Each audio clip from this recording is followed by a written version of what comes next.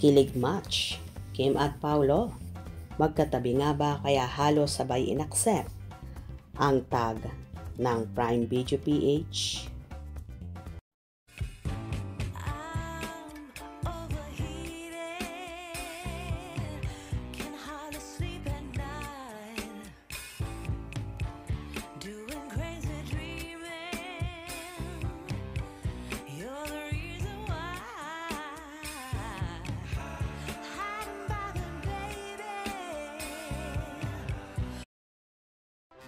Nagbahagi nga ang Prime Video Philippines ng larawan ni Kim Chiu at Paolo Avellino kung saan may nakalagay na "Thank you for making the alibi number 1". Ayon pa nga sa Prime Video PH na naging caption, "It's official, the alibi is #number 1". Huwag na magpahuli sa misteryo, kilig at mga revelasyon. Kilalanin na sina Stella at Vincent at panoorin ang #TheAlibi on Prime. Agad-agad naman iyong inaccept ni Kim at Paolo at halos 1 minute lang ang gap ng time nila. 11 minutes ago si Kim, while si Paolo naman ay 12 minutes ago. Kaya naman nagdilulo ang kanilang mga Kimpao fans at sinasabing tila magkatabi ang mag-sweethearts kaya halos sabay nilang inaccept ang tag or baka naman iisang cellphone na lang ang gamit nila kaya madali nilang ma-access ang mga tag sa kanila lalong higit ng Prime Video Philippines. Samantala, umingay naman ang sapantaha ng kanilang mga tagahanga.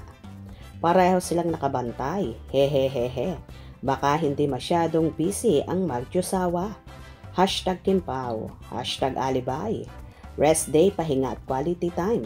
Balik taping na naman siguro bukas. Baby time nila syempre. Pahinga para sa next day. Full energy na. Ready ulit sa taping. Magkatabi kasi. Magkasama. Di nyo ba get sa simpleng taping nga lang nang nasa iisang tent lang sila? How much more na kaya off-cam?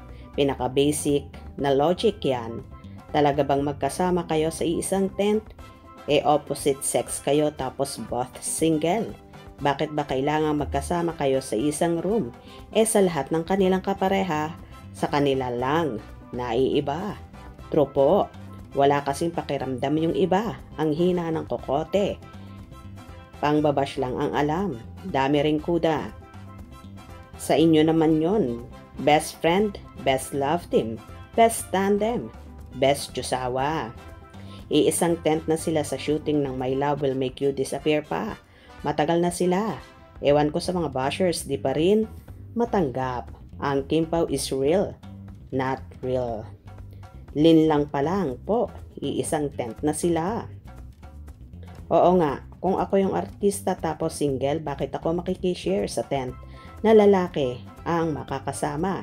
Doon na lang ako makisiksik sa tent ng ibang babae na mga co-star din. True po. Magkasama yan. Kahapon pa. Oo, matik na yan. Linggo pa lang magkasama na yan after event.